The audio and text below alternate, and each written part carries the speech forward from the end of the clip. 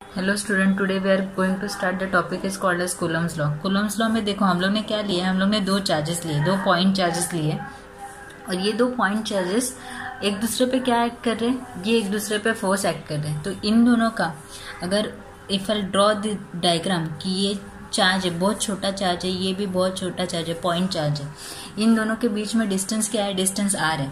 अभी ये चार्ज इस पे क्या एक्ट कर रहा है, क्या लगा रहा है, फोर्स लगा रहा है, और ये चार्ज इस पे क्या क्या एक्ट कर रहा है, फोर्स लगा रहा है। Now this force is in this direction. So ये जो फोर्स है, ये फोर्स जो एक्ट कर रहा है that is force on one, first charge पे किसकी वजह से है, सेकेंड चार्ज की वजह से। So force on one due to two, देखो कैसे लिखा है, फोर्स ऑन वन टू मतलब फोर्स लग रहा है वन चार्ज पे, फर्स्ट चार्ज पे किसकी वजह से, सेकेंड चार्ज की वजह से। So force on one due to two, और यहाँ पे force on two due to one, first charge की वजह से जो फोर्स लग रहा है। अभी ये जो फोर्स है, इसका जो डायरेक्शन है, हम लोग ने जो डिस्टेंस लिया है वो डायरेक्शन कहाँ से लिया है, सेंटर टू सेंटर। जो डिस्टेंस लिया है उसका डायरेक्शन हम लोग ने सेंटर टू सेंटर लिया है। सो फर्स्ट कंडीशन क्या है कि हम लोग ने यहाँ पे कौन से चार्जेस लिए, they are the point charge. बहुत छोटे छोटे चार्ज है, उनका स्मॉल साइज है, बहुत स्मॉल साइज है एज कंपेयर टू डिस्टेंस। मतलब डिस्टेंस से अगर कंपेयर करने जाओ तो ये बहुत ही छोटे चार्जेस है। और सेकेंड, ये फोर्स जो एक्ट कर रहा है वो कहाँ पे एक्ट कर रहा है, along the line joining of the centre. ये पंच लाइन है, याद रखो। फर्स्ट पॉइंट है कि ये पॉइंट चार्ज है, सेकेंड लाइन है कि इनके जो फोर्स एक्ट कर रहे हैं वो कहाँ पे एक्ट कर रहे हैं, along the line joining of the centre. This is the line joining of the centre. So force is directly proportional to the product of masses. Product of masses क्या है, Q1 and Q2, and inversely proportional to the square of the distance, square of the distance. So product of the charges मतलब क्या है, F is directly proportional to Q1 Q2, that is product of the charges।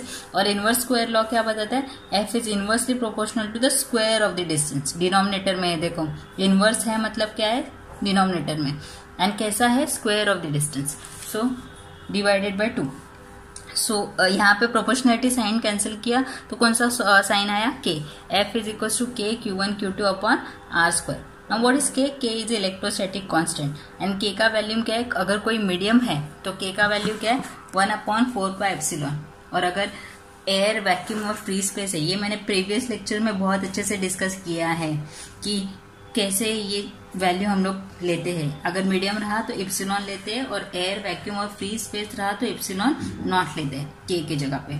So Coulomb's law के अगर मैं बोलूँ कि revise करते हैं एक बार कि हम लोगों ने कौन से चार्जेस लिए, एक तो हम लोग ने स्टैटिक चार्ज लिए, सेकेंडली ये दोनों भी पॉइंट चार्जेस है, इन थर्ड है कि इसका जो डिस्टेंस है वो हम लोग ने कहाँ से कहाँ लिया है, सेंटर टू सेंटर। जो फोर्स एक्ट कर रहा है वो कहाँ से क्या एक्ट करेगा, सेंटर टू सेंटर एक्ट करेगा। थर्ड की कौन सा लॉ ये एप्लीकेबल है, इनवर्स स्क्वायर लॉ एप्लीकेबल है। ये जो चार लाइन है, punch line, first is a static charge, second is a point charge, third की इनवर्स स्क्वायर लॉ ऑबे करता है, और फोर्स जो एक्ट करता है वो सेंटर टू सेंटर पे एक्ट करता है। ये चार पॉइंट याद रखना है। देन दिस इज इट, इतना ही है कूलम्स लॉ। अभी कूलम्स लॉ का वेक्टर फॉर्म में देखते हैं। वेक्टर फॉर्म में सेम डायग्राम बना लिया, बराबर। अभी ये जो चार्ज है, इस पे फोर्स एक्ट कर रहा है, that is in this direction F1। ये चार्ज है जो इस पे फोर्स एक्ट कर रहा है, that is in this direction F' लिखा है। और इन दोनों का डिस्टेंस हम लोगों ने क्या लिया है, R1 लिया है, कंसिडर कर दो। अभी ये दोनों का अगर डायरेक्शन देखा जाए तो कैसा डायरेक्शन है, इसका वैल्यू दोनों का सेम रहेगा। मतलब फोर्स का, ये अगर सपोज इस पे 5 न्यूटन फोर्स लगा रहा है तो ये भी इस पे 5 न्यूटन ही फोर्स लगा रहा है, पर इन दोनों का डायरेक्शन कैसा है, अपोजिट है। तो मैग्नीट्यूड तो सेम है, मैग्नीट्यूड दोनों का सेम है, बट दोनों का डायरेक्शन क्या है, अपोजिट है। यहाँ पे है, एक यहाँ पे है, सो डायरेक्शन अपोजिट है, इसलिए माइनस, बराबर। अभी जस्ट हम लोग ने देखा फोर्स का फॉर्मूला क्या था, F is equal to K Q1 Q2 product of the charges divided by square of the distance. अभी यूनिट वेक्टर फॉर्म में देख रहे हैं तो डायरेक्शन कंसिडर करेंगे। सो R1 कैप, तो R1 यूनिट वेक्टर का फॉर्मूला क्या है, magnitude of R divided by जो भी उसका डायरेक्शन रहेगा। So magnitude mod of R divided by R, ये आर कैप का फॉर्मूला है। This is nothing but your unit vector. Unit vector मतलब वन वेक्टर और सिंगल वेक्टर। इसकी जगह पे हम लोग ये वैल्यू सब्स्टिट्यूट करेंगे, राइट है। R1 क्या आएगा, R1 कैप की जगह पे क्या आएगा, R1 डायरेक्शन एंड R1, बराबर। सो R1 square into R1 is nothing but what you will get, R1 cube. और ये जो रहेगा वो क्या बता रहा है, डायरेक्शन बता रहा है। तो वेक्टर फॉर्म में क्या मिला हम लोग को, सेम फॉर्मूला मिला।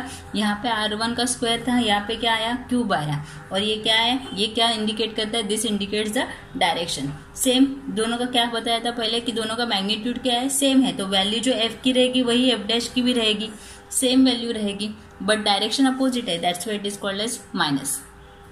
बस बहुत ही सिंपल है vector form of Coulomb's law. Second है कि लिमिटेशंस ऑफ कूलम्स लॉ। अभी ये लिमिटेशंस क्या है कि ये हमेशा कौन से चार्जेस पे अप्लाई करता है, स्टैटिक चार्ज पे। कोई भी बोलते हैं ना मूविंग चार्जेस पे अप्लाई नहीं कर सकते। एक तो ये स्टैटिक चार्जेस पे अप्लाई करते हैं, सेकंड मैंने ये पहले ही बताया था स्टार्टिंग में ही कि ये पॉइंट चार्ज पे अप्लाई करते हैं। मतलब चार्ज कैसा होना चाहिए, बहुत ही छोटा होना चाहिए। और एक चीज है कि नोट करके मतलब याद रखो कि अगर एक चार्ज रेस्ट पे है और दूसरा मूविंग पे है तो ये एप्लीकेबल है, कूलम्स लॉ एप्लीकेबल है, कर सकते हैं। क्योंकि हम लोग दो चार्ज लेते हैं, अभी दोनों स्टैटिक चार्ज है, बट अगर कोई एक रेस्ट पे और दूसरा मूविंग है तो ये अप्लाई कर सकते हैं। ओके, देन अभी charge distribution uniformly over the sphere. अभी सपोज एक चार्ज अगर ये स्फीयर लिया, इसका जो चार्ज डिस्ट्रीब्यूशन है पूरा स्फीयर पे सराउंडेड बाय सरफेस पे है। एक और पॉजिटिव चार्जेस अगर हम लोग ने इसके सराउंडिंग में लाया या इसके क्लोज लाया तो क्या करेगा, ये पॉजिटिव चार्ज, इसके भी सारे जो पॉजिटिव चार्ज है एक दूसरे को क्या करेंगे, रिपल करेंगे।